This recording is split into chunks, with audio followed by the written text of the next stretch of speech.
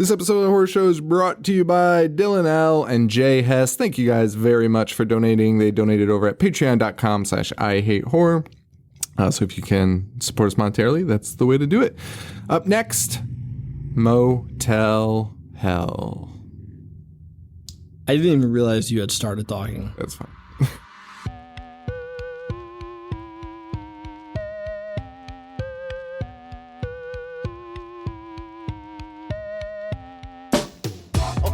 Paying attention in class. I was thinking about the adventures of Ash, about the misfortune of sitting kids at Crystal Lake. Became addicted straight away with the initial tape. God bless Betamax. VHS, holy like Amanda Kruger. I was introduced to genre flicks by Toby Hooper. I started craving more just like Larry the Looter. I collected VHS without commentary or bloopers. Store computers, magazines, a bunch of stores. Spent my money on movies and begged my mom for more. I'd watch the boys kill those Astro bastards 5 times a day or even more. I loved the gore. Lionel and Paquita combined their lonely hearts. I was hellbound, Cenobites tore my soul apart. I've seen them all, from Dracula to Vertigo. Listen up, welcome to the Horror Show with Sean and Joe. Hello, everybody, and welcome to the Horror Show. A show that dissects, mutilates, dismembers, and butchers all of your favorite and not so favorite horror movies and other horror-related events. I'm Sean. I'm Joe. Well, we're done with fucking Serial Killer, which is great. It was nice to watch just 2 movies. 2 movies. It was nice. But then it wasn't so nice. Why? Because we watched Motel Hell. We did. It's fine. Then we watched Dolly Dearest. We did. Which was not so fine. It was not. Do you know both these movies were released on October 18th? Just different years. How about that? Isn't that weird? October 18th, 1980, Destiny. Motel Hell. October 18th, 1991, Dolly Dearest. It had a little theatrical run, Dolly Dearest. That is appalling. Honestly, the 90s were so fucking weird. They were super fucking weird. It was like... Wait, we're not talking about Dolly Dearest in this one, right? No. We'll save it, I guess. Man, I just have something to say. I guess we should definitely save it because we're on 1980. We're not even close to 1990s. Motel Hell's budget is listed as $3 million. I don't think that's possible. $3 million? Yeah. On what? Well, Rory Calhoun's salary is probably like 80% of that. Guys in the dirt. I guess that climax fight. I mean, it lasted 15 minutes. Yeah. There's a lot of gasoline probably used on those chainsaws. At least $3 million, right? $6.3 million in the box office. It even had a #1 weekend. Did it? Yeah. Wow. That's fucking nuts. Memories on this one? You got any? Love it. All right. So Motel Hell is very dear to my heart. Same. As a kid, I don't know why. I think it was actually my aunt and uncle were like, you got to watch Motel Hell. I don't know why. Yeah. And I did. And I was like, this is insane. My dad. I think I watched it before Texas Chainsaw, to be honest with you. Oh, I definitely did. My dad showed it to me when I was super young, like 7 or 8 probably. And I was about the same. Look, I don't know what people that age were like so enamored about. I mean, I like the movie, like it's not, don't get me wrong, but it is weird because my dad was super amped up to show it to me also. Like he's like, you got to check this out. Yeah. It's like, so bizarre. This is wild. And I was like, oh yeah, sure. And I mean, it's wild, but it's not like the most shocking. No. I can't even describe it. It's just like, it's not grind. It's like grindcore light. It is. Yeah, it's like Grindhouse light. I mean, that's grindcore. Yeah. I wish it was grindcore also. What was this rated? Was this R? Oh yeah, there's boobs in it. Yeah, it's R. It's R. I mean, outside of the boobs though. Oh no, it's gross. It's fucking gross. I would have given it an R rating for the noises the vegetable people make. That's you because it's so disgusting. Yeah. I think I'm in agreement. It was one of the most appalling noises I've ever heard in a movie. I've never been more disgusted in my life. It was so fucking disgusting. If I had any skills, I would have done this, beforehand, but I don't. My brain's running like 1,000 miles a minute. So I know that Rory Calhoun, who's in this, they once exposed his adultery because he was married, Yeah. and like some tabloid ran it, and they're like he slept with like 76 women during the course of his marriage. And when they asked about it, he was like, "You didn't even name like half of it." Like he was more upset that like they got the number wrong. But now I'm trying to think because I'm pretty sure some producer was like, there was a huge scandal about the break. Yeah. And he was like, no, you can't, like, this will ruin us. Like, just talk about this guy's affairs because he's had so many of them. Oh, are you serious? That's like why it came out. And then he was also pissed that they lowballed his number.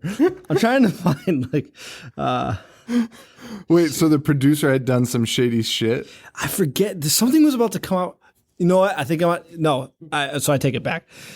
Don't construe my words. I'm not saying it was shady. I think they were going to expose Rock Hudson as being gay. And they were like, you can't do that. It'll ruin his career. Right. Just talk about this guy sleeping with every woman ever. Fucking every woman alive. Yeah. I think that was so it. fucking Let funny. me look this up. Yeah, I am correct. He was nearly blacklisted after. Wait, who was Rory Calhoun? Yeah. For fucking women? Well, I mean, not that it matters who you're fucking, but like... Well, he's married. No, it was just more like he was just plastered all over newspapers. So people were probably like, yeah, fuck this guy. What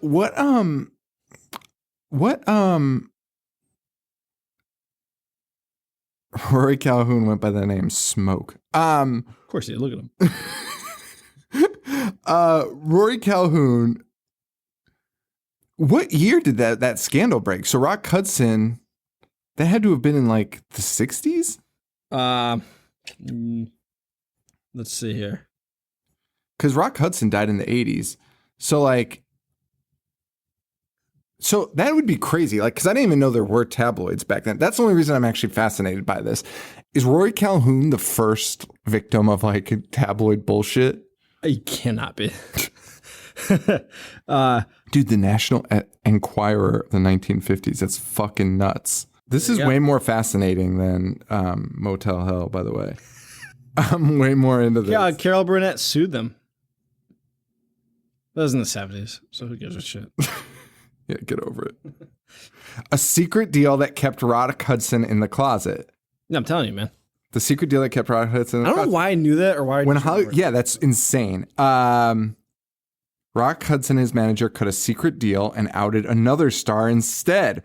Rory Calhoun, a rising star, was nearly blacklisted after Confidential magazine cut a secret deal by Hollywood studio ops to keep their biggest seeming hetero male star, Rock Hudson, safely in the closet. They were about to print a bombshell exposing the secret gay life of superstar Rock Hudson. Oh, that's fucking terrible. Boldly, Calhoun tried to trump Confidential's scoop by going public first.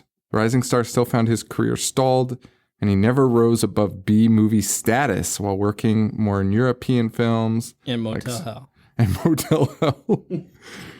He would remain That's crazy, dude. That's fucking nuts. That's a fascinating story. Well, that's it. So there you have it. Thank you, everyone. For Joe, this is Sean.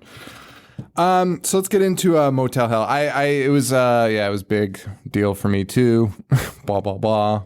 Dad showed it to me. No, but is it your favorite Wolfman Jack movie? Yes, actually probably not. Honestly, he's probably in like a ton of other shit just on the radio. Technically. Oh, just his voice. Yeah, I feel like he's in like Return of the Living Dead or something like that. Anyway, he's not. American Graffiti. Is he in that? He is, I think. Yeah, maybe. I hate that movie. Well, then what are you arguing? What are you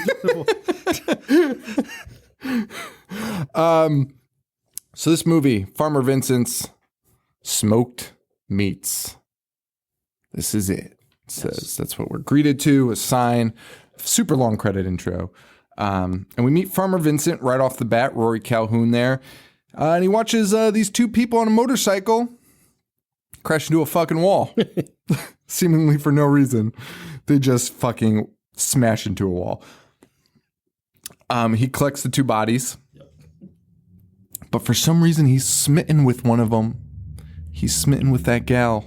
And I don't know why that happens in this movie. I don't either. It's honestly unnecessary. It's very odd, but that's fine. The next day... I do love this Motel Hello. I know. And just the O flickers. It's also insanely stupid. You know they just drove by an actual one that said that, and you're like, oh my God. Holy shit. Actually, I think it was like Motel Hell, and they were like, "What can we call it? Why can we make a reason to call it Motel Hell?" And they're like, "Motel Hello," and they're like, "That's literally all we can do." Did I ever show you the motel by the school I taught in? Yes, you drove. They would always spray paint "Welcome to Hell" on the thing, and they would always clean it. And like every week, on like every Sunday, someone would do it again. You did show me that. So appropriate. You drove me by there, and you're like, "Yeah." It was insane. That was honestly terrifying. So he's collecting these people, so we know something nefarious is going on. Next day, we meet a family. Beginning of this movie is basically like, hey, how many people are going to run into Farmer Vincent today? And no farmers ever run into that many people in the course of a day. No. So it's the next day, a family stops by, and he's selling smoked meats for $2.95 a box. It seems like a deal to me. Now, if you bought smoked meats from somebody that looked like Farmer Vincent, you just assume they're human flesh. Right? Of course. Also, though, for $2.95, I'll eat people. For a basket of meats? Okay. Feed me for like a week? For $2.95? What's that disease you can get? Cura?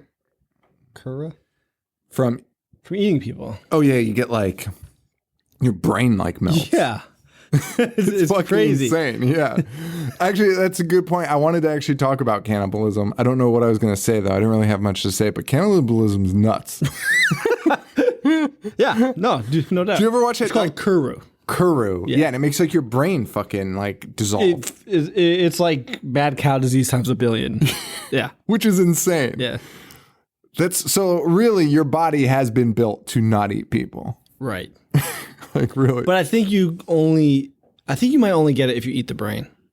Oh, I think you might be right, actually. So I think you eat the flesh. Did you ever see that documentary on that Japanese cannibal? Yeah. Who just ate like hate him. tons of people? Isn't he just like round? I'm pretty sure. Yes, I think you're correct. I think he's in like interviewed him as like Penthouse Suite. Right. Because he's like a working class man. Correct. I'm pretty sure he's just like, I think in Japan he's under some type of monitoring, but it's just like, it's like almost house arrest, but he can go out. It's just like making sure he's not eating anyone. Yeah, it's like, let me smell your breath once a month. He ate so many people, and he talks about it so heavily. He's very proud of himself. Like I watched when he's talking about like cutting off their butt cheeks and stuff, and it was fucking. I hate that guy. Joe has zero tolerance for criminals. No, that's not true. I support lots of criminals. Well, no, I shouldn't say that. For murderous criminals. Right. That, yeah, you do not, what's the word for it? You don't glorify them at all. I'm with that. You fucking hate their guts. They should be murdered. Yeah. 100%. I'm with you. I just love that stance. It's a great stance to have. So anyway, I mean, I get the fascination. I don't get the fascination. I get like why it piques people's interests. Yeah.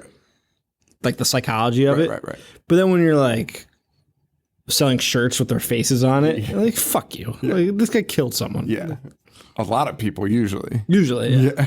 Usually a lot more than, and all innocent. Right. Oh, look how good looking Ted Bundy is. Are you fucking out of your mind? Jesus. Also, not a very attractive man, in my opinion. He really wasn't. I'm not with it. The whole like handsome serial killer thing with him never got me. No. Anyway, well, that was a good one. So anyway, there's the kids. They find the slaughterhouse, but they get scared away. And Farmer Vincent says, "Oh, don't worry, I'll calm them down."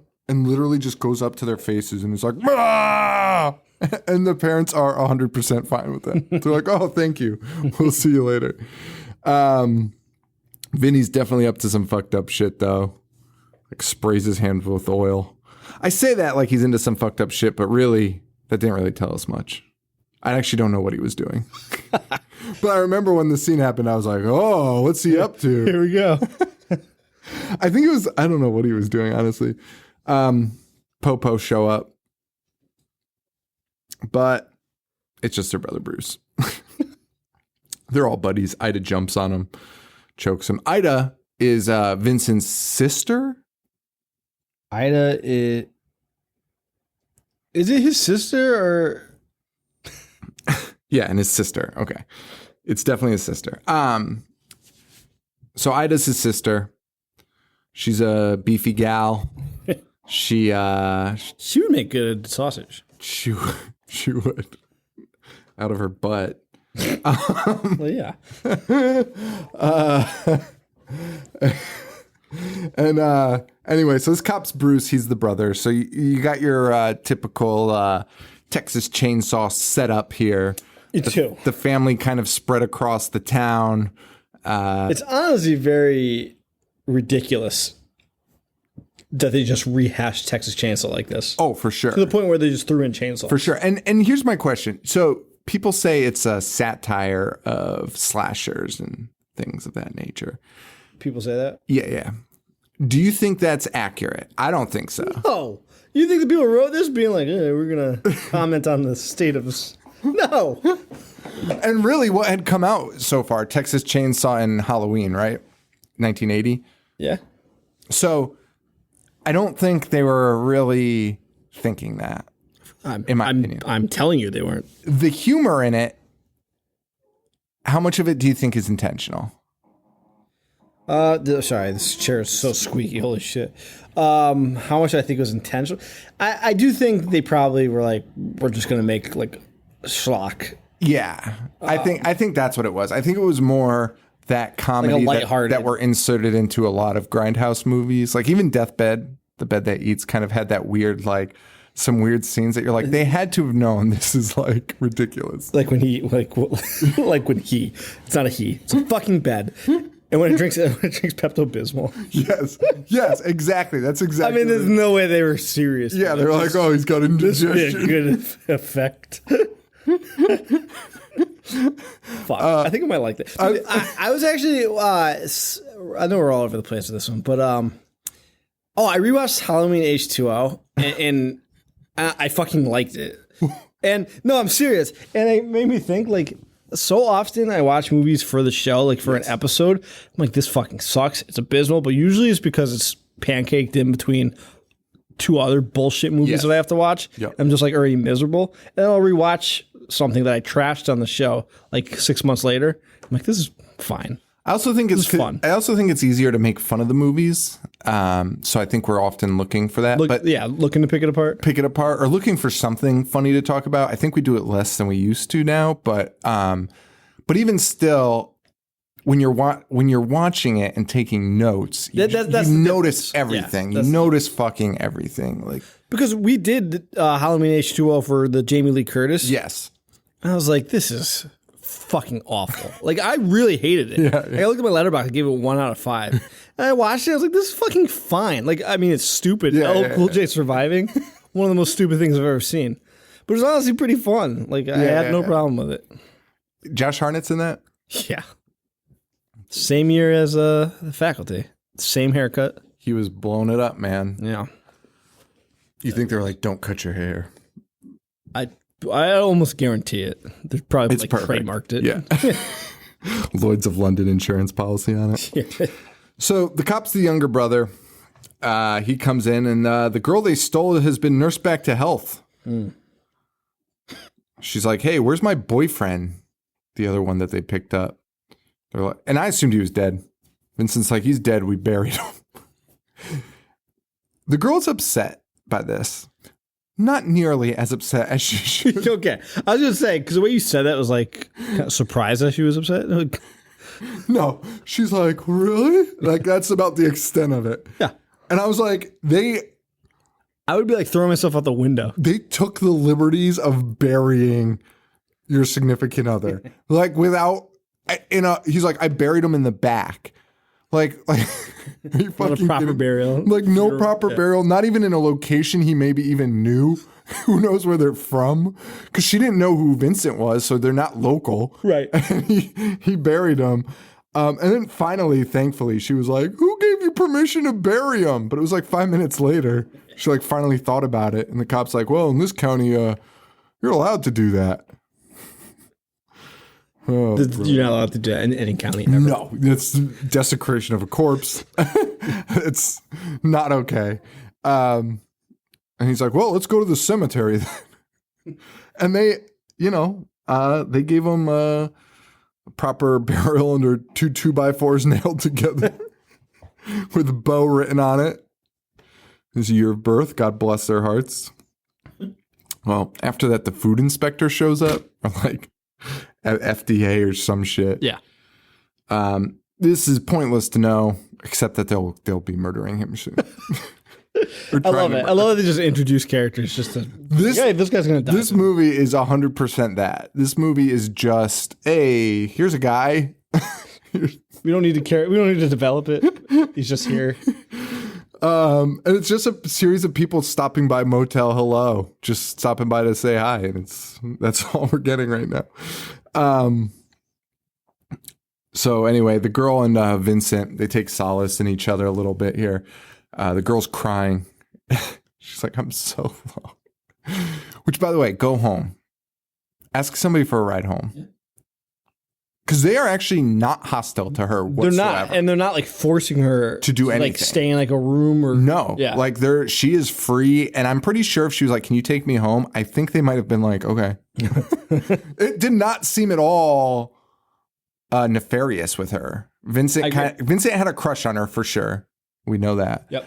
But yeah, it just seemed very odd, and she's crying, saying about how she's all alone. And Vincent's like, "Oh, you're not alone. You have yourself." It's the definition of being thank you. Literally the definition of being alone. Just you and yourself. And she's like, oh my God, you're right. I'm so blessed. Thank God. That night, the food inspector shows up. He's going to scope out this slaughterhouse that kind of gave him a good scare earlier. He kind of heard some weird noises coming from the slaughterhouse. This movie is so fucking weird, too, because it's the most not surprising thing. Was it supposed to be a reveal when they show the head so late in the movie? I know. Like, it's really weird that you say that, because there has to be like a term for it that like you're just already aware of. Yeah. I mean, we've already seen it, but even when when I saw it, revisited it, never mind. I don't know what I'm saying, because I was like, I felt like I knew that this was happening my entire life. No, you're right. You're right. And I'll tell you, I didn't remember any of this. Obviously, I knew the plot was like cannibalism, but from the jump, everything is pointing to that they're eating these people. Right. I mean, every time somebody's like, this meat's really good, he's like, isn't it? It's a special recipe. Right. Like, you're like, eating human. Yeah. You took a body and made it disappear. Like, obviously he's not buried in the backyard. Like, this is fucking crazy. So I don't know if later on when they show the heads for the first time, because they showed them so late, and I was like, were they really like, can you believe it? They're eating people. Somebody was shocked. Oh, dude. That guy at Cult Classics, 100%. Wow, do we need to tell Larry to show it? Yes. Larry needs to show it. If you're listening, you have to show Motel Hell. Yeah, so we can see that guy's reaction. Dude, he will be doubled over. It's like, oh my God. Eating humans this whole time. Also, why are they burying them? Like, you don't grow them. Dude, that part was insane to me. What's the benefit of I've thought about it, and I've thought about reasons, but there's such a far stretch that I'm like, why am making I the flesh richer? Yeah, like my thought was like, you know how they keep veal in like a dark room? Sure. Like tied up in a dark room? Yeah. I thought maybe that's what it was. Then why wouldn't they just tie them up in the dark room? I don't know, because they're like adults, they could exercise. When you tie them up? I guess you could do that. Listen, it's insane. It's insane. And it's so much extra work to bury them, into planting them. Yeah. And like, you're keeping them fed. They are feeding them every night. Just eat them the way they are. Just kill them. Put them in a freezer. That's what literally everybody does with meat. You can salt it. You can cure it. Options are endless. You've been doing it for centuries. keeping him in the dirt. And then later on, I mean, we could jump around. It's fine. Later on, so they... It's our show. Fun fact. I mean, honestly, actually, it's funny that you say it because I've been thinking about people that like complain about the show, like that don't like it or whatever. I always think it's super funny because it's just like, who gives a shit? Like, that's my mentality now with the show is like, I'm just going to do whatever I want because we do it. Like, who gives a shit? Like, it's our fucking show. Right. Do whatever the fuck we want. No, I'm with you. Yeah. Anyway, so spoilers, they plant people on the ground. Spoilers. Dude, you can't say that now. We've been talking about it for 15 minutes. So they take people, they slit their throats. Well, no, they take out their, they surgically remove their vocal cords in a delicate surgery that they do in a garden with dirt surrounding it. The Farmer Vincent conducts. Then they take a giant drill, drill a hole for a human. Yep. They put a human in said hole, and then they bury them up to their necks. Yes. And keep a bag over their head. And keep a bag. What is the bag for? I don't know, because anybody I would assume it's to disguise the fact that they're burying humans up to their head, which honestly at that point it would just more be like, I don't want to have to explain why I'm doing this. Yeah. Because yeah. Well, then they feed them through snorkels with funnels at the top. Then foie gras. That is killed James Gandolfini. Yeah. Then when they're ripe enough, I suppose, they this was the most absurd. Just abduct fat people. This is the most ridiculous. When they got, I mean, up to the bagging of the heads, I was like, this is so much work for some fucking jerky. But it gets worse because when it comes time to finally eat them, the process is so elaborate. Farmer Vincent brings out 3 hypnosis machines, which are just giant spinning wheels with lights flashing. Hypnotizes the heads. Yeah. And then puts ropes around their neck and ties it to a tractor, snapping their neck. Yeah. Then removes the hypnotizing machines and then pulls them out of the ground with the tractor. Yeah, no, I'm aware. It is the most elaborate. It's so unnecessary. But I will say this. If human flesh was a delicacy, this is like the what do they call that beef from Japan? Kobe? Kobe, yeah. Wagyu? Where they like Wagyu, where they treat it really nicely and like feed it out in the field with like a special grass. That's what this is. They're not treating these bodies nicely. In fact, they're doing quite the opposite. It'd be like caged chicken meat. A dirty fucking buried human meat. It'd be the opposite of Wagyu. Like those beef, they take a good care of. So but he hypnotizes them. That takes a lot of time. It'd be very expensive. It did not take a lot of time.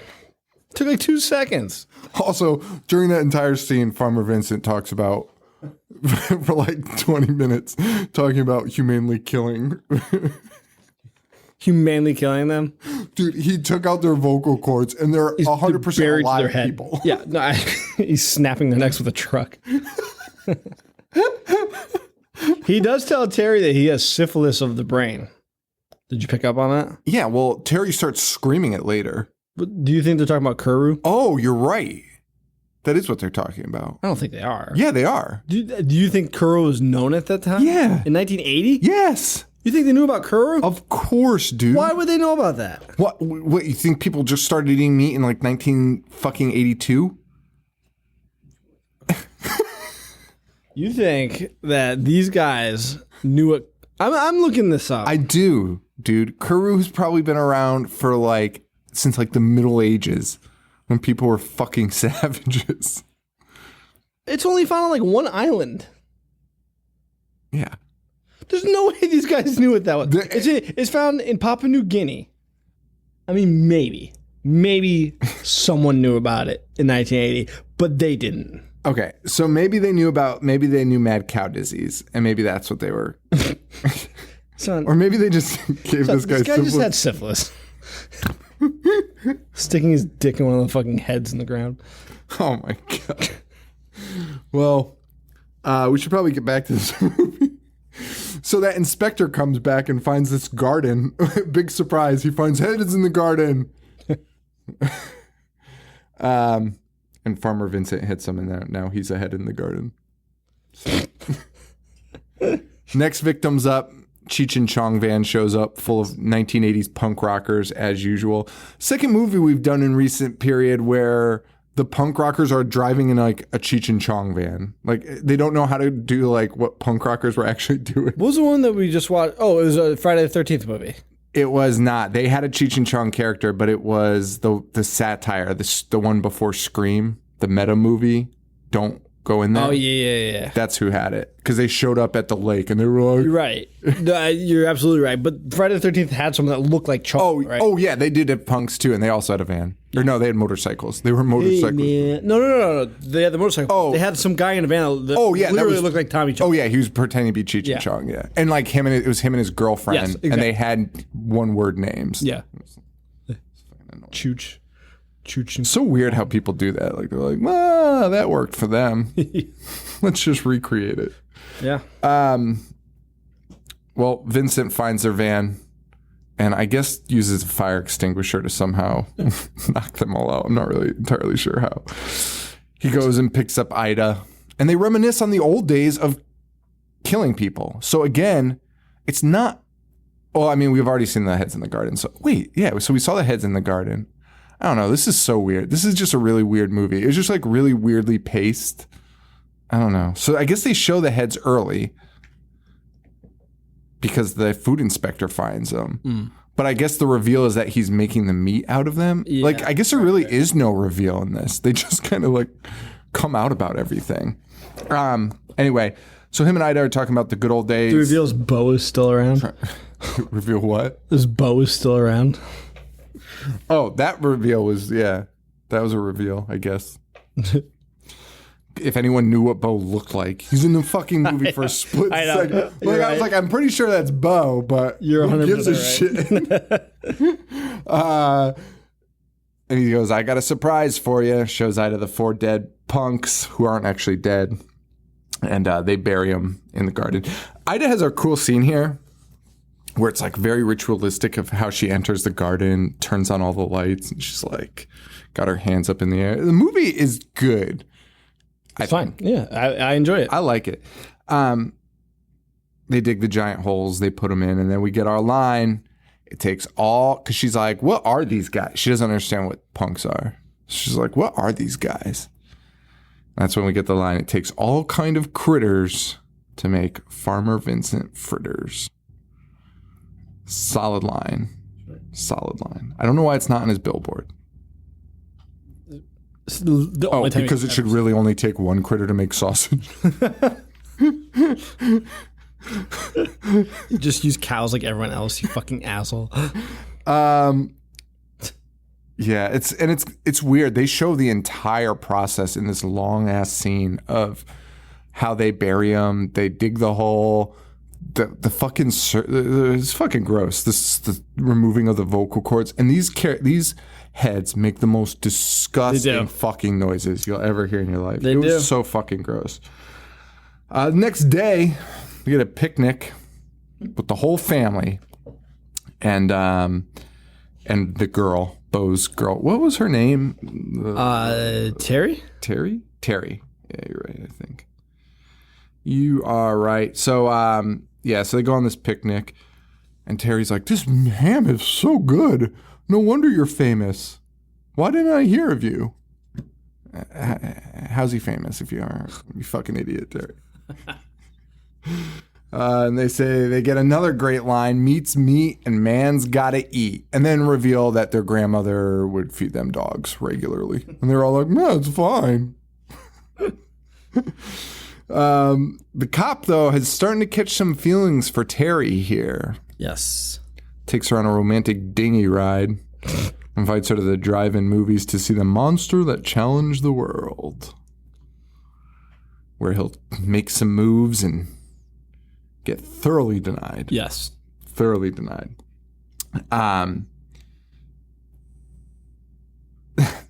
The next scene I want to talk.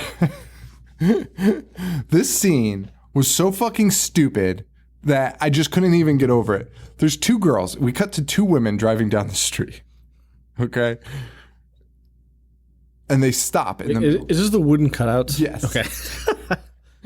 They stop and they're like, hey, get out of the way, cows. And they start honking. And it cuts to what they're looking at. And it is cartoon cows drawn onto giant pieces of wood.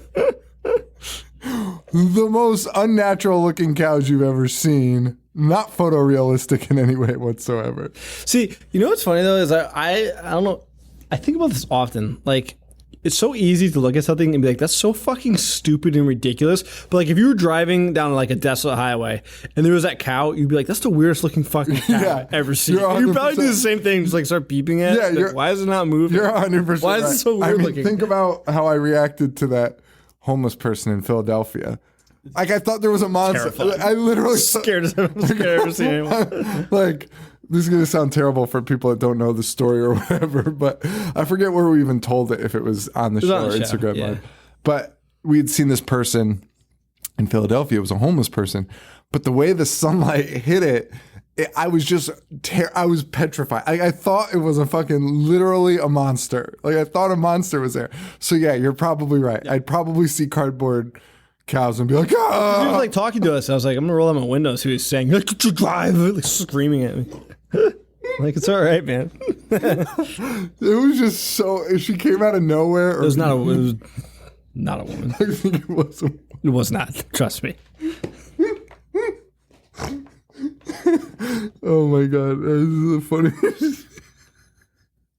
I don't even want to talk about it because I'm sure I made the same jokes last time, but just thinking about him seeing me, I'm crying. Screaming at. That's so mean. Oh, it's so terrible. I feel so bad. Oh fuck. Okay. Anyway. Whew, that's funny. Anyway. Wait, what movie is that? What movie is that? What? Where? Oh fuck! Sean's actually crying. It's unbelievable. No, it's like I'm trying to. There's a movie where I think it's Leslie Nielsen. It might be a Naked Gun movie where he's like staggering out. And, and people are screaming, running away.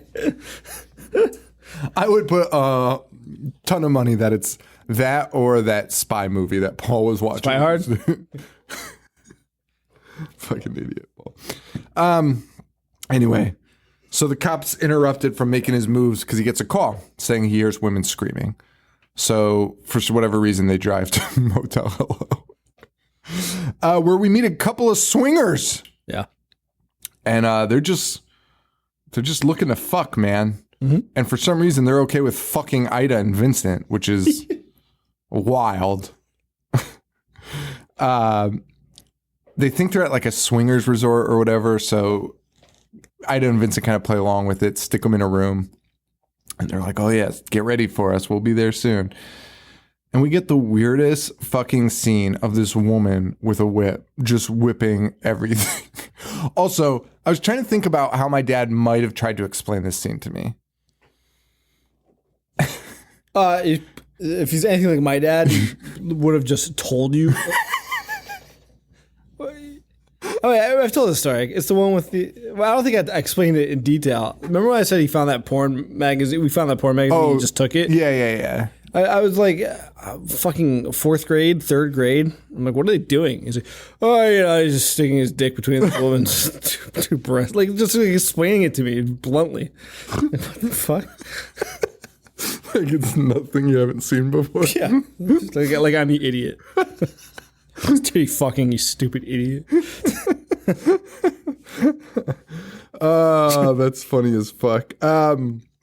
Weirdest scene ever though. She's just whipping shit. Ida and Vincent show up though and immediately just gas them and tie them up. Yeah, that scene's really funny though. It's just nothing to really highlight there. So if you are on the fence of watching this and it sounds like kind of boring, definitely watch it. It's definitely really good. That scene is like really, I think that scene's really fucking funny. The husband in it is super fucking weird. So this movie is not boring. No. This movie is entertaining. Yeah. It's almost difficult to talk about because there's nothing like solid, yeah. Nothing outlandish enough that really stands out other than the end. And the outlandish stuff is supposed to be outlandish. Right. They're planting people Right. Exactly. to kill them. Yeah, so like if we're not doing it, like it's not like a masterpiece enough to like big up and rant and rave about, but it's not ridiculous enough. I agree. And it's a really good pick. I should mention who picked this. I should also mention who picked the Jason movies. Sarah Nasta, Friday the 13th, 4 she had chosen. She's the one that has the Jason mask as the avatar. Oh, she does. Oh, she must have liked that we were hot on 4, huh? Or what? Oh no, I was hot on 3 more. Jason or Michael Pittman had chosen Jason Goes to Hell. You think it's actually Michael Pittman or Michael Pitt? I don't know who that is. I mean, yeah. Brad Pitt. And Stephanie Greben, our homie from New York, who chose Jason X. And Motel Hell was chosen by, of course, we can always count on her, Aubrey Smith. Oh, we met her. Yeah. She's from Colorado. Yeah. I met her in Massachusetts. Yeah. Chose Motel Hell. So thank you so much. And Daniel Lopez is the one who chose Dolly Dearest. So Thank you, Daniel. He had also chosen Phantom of the Opera starring Robert Englund. That's a movie. I mean, it's probably 1,000 times better. Wish you knew that, huh? Anyway, so yeah, thank you guys so much. So thanks, Aubrey, for choosing this movie. It's very good. Vincent, though, after all of this, they tie up that couple and knock them out. I don't even know if they get around to burying them or not. Don't really care. But Vincent's deciding to bring in Terry into the meat business, the meat biz, and Ida not a fan of it. No, Ida's a little pissed off. Doesn't like it. She's a little jealous in a way. Not a little bit. She's very jealous. Yes. That's like going steady. Yes. She tries to drown Terry. So why are you saying a little jealous? In a very nefarious plan of pretending to go tubing, which lasts way too long for a scene, and then just drowning her. Good way to make it look like an accident, though. Vincent saves her. Vincent does save her. Which causes Terry to fall in love with him. Yes, which is very odd. It's ridiculous. It's one of the most ridiculous things I've ever seen. Vinny saves her, and the girl starts making the moves on Vincent. She even uses the classic line, "Vincent, take me," which no woman has ever said. Take me. Take me. And Vincent's like, we should be married first. She's like, he's a man of fucking morals. Which is great. But then she's like, are you proposing to me? Lady, if you think that's a proposal, you've got some fucking issues. You've got some serious fucking issues. Anyway, the cop shows up. And he loses his fucking mind over this whole thing because he's found out through town folk somehow that Vincent's going to marry Terry. Which was just disgusting. Literally just. So he storms into the house. He starts screaming at Terry. He's screaming, he's got syphilis of the brain and his pecker don't work. All this bullshit. And she's like, I don't care. I love him. Imagine saying that to a woman about his man. So crazy. Syphilis of the brain. This guy's dick doesn't work. His brain's melting. And he's got Kuru. From Papua New Guinea, you know, that thing. But Vincent shows up and he is pissed. Super fucking pissed. He pulls out a gun on his own brother, shows him the door. Cut to a celebration, I guess, for the wedding. But they're wearing party hats. So I'm not. I thought it was a New Year's party, but I don't know. Ida goes to poison her. Yes. Puts something in her drink. She drinks it, passes out. You think Vince is going to be pissed? Vince is like, let's get to fucking work. And so they just prepare people. Yeah. This is the hypnotizing scene. Yep. Pull him out of the grave. While all this is happening, the cop's like, hey, wait a minute. Is my family murdering people? The fact that is honestly the biggest reveal, that guy is unaware of all this. Yeah. And then like goes to a lake and finds 100 fucking cars in a lake. And is like, Wait, something's fishy. Ah, fuck, I wish he said that. I wish he said that would be good. and did the CSI glasses. Looking in a lake and say that's fishy. And then it made that Who song play. Somebody recut that for me. I'm way too fucking lazy. You know, I have to give you props. Sean made a joke. Everyone has seen the picture of the goalie of Mighty Ducks because he looks fucking terrible. I mean, he looks fucking abysmal. He looks like he was buried in this garden. Like, it is ridiculous how terrible he looks. And Sean said that because he was arrested for a DUI, and Sean said that his punishment should be coaching a youth hockey team, just like Gordon Bombay did. And fuck, that's a good joke. It is a good joke. I love that joke. And also, I just love the idea of thinking about what a person like Gordon Bombay would actually look like. It would be him. Yeah. That's what people that look like get DUIs. Like Gordon Bombay was like this wealthy guy, had his own drivers and shit, and like, no. Just slightly drunk. You'd get this guy, and you would not want him. And then when the town is like, okay, your coach is this guy, it's court ordered from a DUI where he almost killed somebody. Every parent would. Dude, they'd Freddy Krueger him. Exactly. They'd corner him. They'd corner him in his shed and light him on fire. He goes on to lead the team to the Olympics. Dude, the fucking Junior Olympics. Are you fucking kidding me? 3 movies and teaches us the important lesson that Iceland is green and Greenland has ice. Yeah, that is a big takeaway from those movies. That's like honestly my own. The fucking knuckle puck, dude. And he's just hitting it, like making it stand up. It's so fucking stupid. It's the most terrible idea. And the fact that literally every kid did that. Even kids. Well, I'm aware. It's so much easier to hit it. Even kids that played hockey, like the Toolies and shit, who were like fundamentally sound, were still trying to do that. Yeah. Right, I know.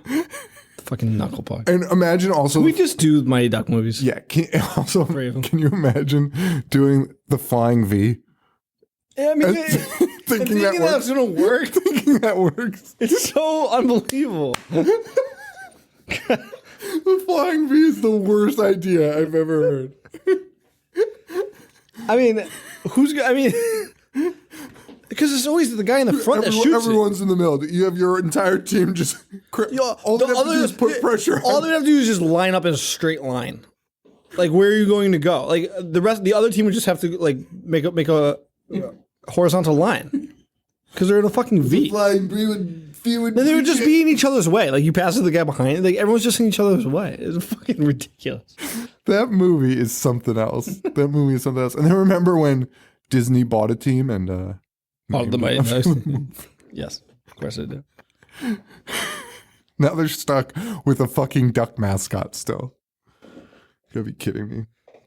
Anyway, well, that was it for the Mighty Ducks, guys. Yeah. The Bash Brothers are kind of cool. Bash Brothers were dope, but I mean, you know, I'll take Jose and Giambi all day. Would you? Over those 2 little twerps? Jose's a fucking asshole. Yeah, but I love guys juiced to the gills. No, I do too. And those guys were juiced to the fucking gills. Yeah, but Jose's a fucking... Yeah, Jose's a fucking lunatic. I'm aware. He's a fucking idiot. Dude, Jose check his Twitter. Jose had a fly ball bounce off. Do you know how hard of it? Dude, it bounced off of his head over the wall. Do you remember that?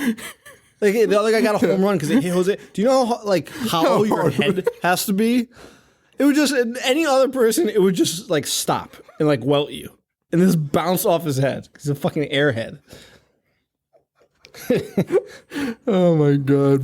Nobody knows what we're talking about. No one has any. When we make sports references, people are. I feel like people don't appreciate, because we get emails from the sports fans, and we've gotten 2 of them that have been like, that was such a great comparison. We got 2 of them. Emails before. Yeah, who? Like, what a great comparison. I don't know, just 2 fans that were like, over the course of the 3 years where we've made countless sports analogies. We've only gotten 2 emails that were like, that was cool. Sports and horror fans just aren't a thing, really, that much. It's true. Yeah. You know, I forgot to mention the swingers, the guy in the orange tank top. Yes. You know who that is, right? Raul Julia. Well, I mean, not a terrible guess, to be honest with you. No. It's John Ratzenberger. From Cheers? Yeah. And he does all of Pixar now? Yeah. That's him. He's a lot skinnier. Time tends to do that to you. I sneezed and pulled a muscle in my back. It's happened. I'm 33 years old next week, and I sneezed the other day, and I pulled a muscle so bad I couldn't breathe. Yeah, I've done it. A fucking nightmare. Anyway, where are we? Oh, Vincent, they drug her. They're digging up bodies. They find the cars. With 20 minutes left. Oh, this was, I guess, the reveal. Because with 20 minutes left, we finally see Vincent carving up a body. Yes. And at this point, it's why is this occurring? Because he's telling Terry, he's like, look at what I do. And he's like eating it and tasting it. Yeah. And it's just, we know, Vince. We fucking know. We've known 5 minutes in when you picked up those bodies.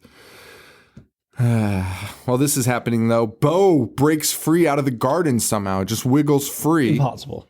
So hard. It's fucking impossible. So hard. And he starts freeing the other vegetable people.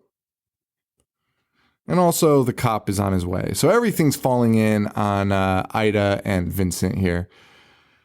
Cop tells Terry about what they're up to. She's like, yeah, I think I knew that before you did. Literally everybody knew before he did. Because they're every day. And worst cop ever. Yeah, the worst. They get jumped by Terry. And Terry they get jumped by Ida, who takes Terry.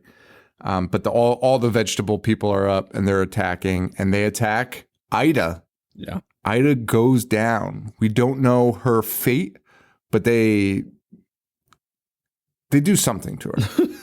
We'll find out her fate at the end. It's not satisfying whatsoever. Meanwhile, inside though, Vincent is trying to convince Terry, everything's Gucci, just fucking, we're just eating we're just eating people here. No big deal. No big shit. What's the problem? Treyway? Happens all the time. Treyway? Treyway? That's what 6ix9ine says. Good. Treyway. Cool. Treyway. I'm just imagining Vincent talking like 6ix9ine for some reason. Why? I don't know. But Terry's like, yeah, cool. That's cool with me. And then Vincent turns his back and she tries to leave. And he's like, you fucking... I mean, he doesn't say that, but he's like, it's locked. You're stuck here with me. But cop comes in. Well, first the vegetables come in. They attack Vincent for a minute, but Vincent kind of disarms them. Cop's still wandering around like an idiot. I don't really know what he's doing. And then the cop finally comes in, and they have the biggest chainsaw duel. While Vincent's... This scene is worth the entire movie. Yeah, this scene is amazing. And Vincent's... Bring a pig head. A pig head. Not a pig mask. You just put a pig head over. You can't see out of that. No. And he's fighting with a pig head over his head. But it looks fucking awesome. It looks amazing. It's so stupid. It's so ridiculous. It's such a terrible way to fight. Imagine if a boxer was like, I'm going to wear an animal's head over my own. Like with eye holes? No. No. Just go wear an animal head. I mean, the other guy would have to punch through it. Hey, there you go. Maybe that was his idea. Yeah. Well, it doesn't work. Chainsaw. It doesn't work because the cop chainsaws him in the stomach. And he sort of gets, he gets Terry in the guts, goes and frees Terry, who's chainsawed like a James Bond victim, a conveyor belt, going towards the smallest meat saw of all time, but it's fine. Cop frees him. And then they go back to Vincent, who's still just standing there with a running chainsaw halfway through his body. It's going sideways through his waist, and it's just in the middle. Yes. He did not cut him in half. He just stopped right there. And he starts talking to his brother, Vincent here, the cop. And Vincent's like, you can have the hotel and the garden. And they're like, what garden? The Secret Garden. The Secret Garden. That's Bruce Springsteen? Yeah. The song sucks. Remember Savage Garden? Remember when they remixed the Bruce Springsteen Secret Garden with Jerry Maguire sound clips and they played it on the radio with the sound clips in it? No. Well, you got to check that out. I most likely because I would have changed the channel immediately. Joe, it's the whole song, and interspliced is the story of Jerry Maguire through audio clips from Jerry Maguire. Like telling the love story of him and Renee. Oh, I believe it. I just, no doubt I would have changed the channel. It was insane. It was so insane. And then he says, "You take care of my animals." And he says, "Chicka chicka cherry cola." Cherry cola. That song is stupid too. A great song. That song's not great. But then the Farmer Vincent here is doing the old cartoon death. They're like, one more thing, and one more thing. First, it's the garden, the secret garden, and you think he's dead, and then he's like, should they have dropped an anvil? Take care of my animals. They might as well have. Joe, the ending is fucking Acme cartoon. Oh, I know. He goes, and he says, I'm the biggest hypocrite of them all. My meats, I used preservatives. And then he dies. It's amazing. But that's not the end. They go to the garden at the end. Who's in the garden? Ida. Oh, Ida, buried head first, upside down. She's probably been there for an hour, but her legs are still kicking long enough for us to see her die. Yes. The police officer brother is like, well, I'm sure glad I left home when I was 11. You're there every fucking day. Are you kidding me? He's been there since the beginning of the movie. And you were okay with eating all the other animals and pets that grandma fed you. And you're like, yeah, it's fine. What's the matter with you? You're a maniac. You're a fucking lunatic. That's Motel Hell, guys. Yeah. So I love it. Great movie. I do. I do. It's not an A+. But for what it is, I mean, it's just really fucking good. Honestly, I'd probably give it like 3.5, 4 stars. Yeah. I'd probably give it 4. Probably 4, really. enjoyment factor. I want to sit on it for a little bit longer, but I think I would, because even just rehashing that ending made me appreciate it's worth it. The ending made me like it a lot schlock, more talking about it. Yeah. Watch it. Yeah, I'm with He you. has a pig head on. He does. And they fight with fucking chainsaws. Yeah. Yeah, I mean, as a movie, if you want to be like a film snob, it's like a 2. But for like enjoyment, it's great. Man. It's great, man. They're just eating people. Yeah. People that eat people. Dolly Dearest is next week. Oh, God. I can't not recommend it enough. I would say seek it out. Because I'm putting it up there. You said it to me. I'm with you. I think it might be one of the worst movies we've ever watched. Legitimately. It is bad. I'm in agreement. You know what? There's a lot. I know that's a weird thing to say. We've talked about it. It's hard to say like the worst. Like we talked about. Well, this is not hard for me. Jason Goes to Hell and things like that, where it's, or Freddy versus Jason, like newer movies, or the remake. That's what it was. Yeah. Where it's like shot, like it's bad, but it's weird. This is upper echelon. Oh, every shit tier angle of this movie is bad. It's really bad. Let's get into it. Just hop right in. Do you want to? Yeah. Well, we got to do our ending. Yeah. All right, guys. It's coming up very soon, almost a month away. September 21st, the Falcon Bar in Orlando, Florida. Me and Joe will be there doing a live show. Come check us out. What are we doing in the movies on? I haven't decided yet. Okay. I found this shot on video movie. It's filmed in Gainesville, Florida. The guy still lives down there. I was trying to, and it's about like skateboarding zombies. It's insane. It's one of the more popular shot on videos because it's not. What's it called? I forget. I'll find out the name. But I almost want to talk to that guy and bring him out there. You can't find the copy of the movie anywhere. He sells them on his website. Really cool. I kind of want to bring him out.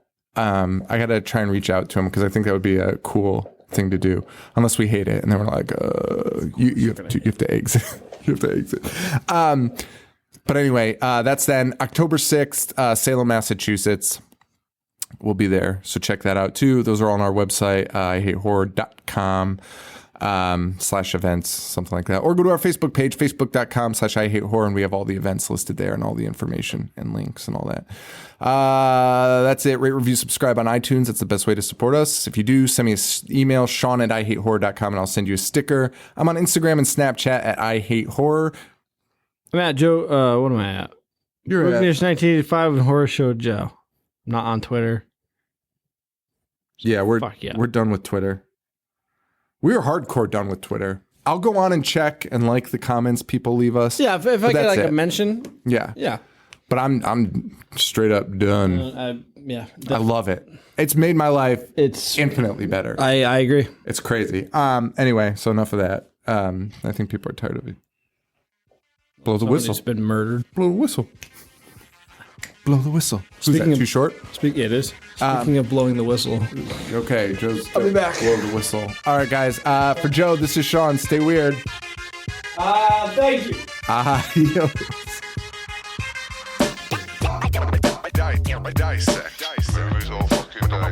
Wanna play? I'm gonna watch what I'm not supposed to watch. Dismember. A fucking zombie getting sliced and diced. A monster. Mutilate. And butcher. That's it, guys.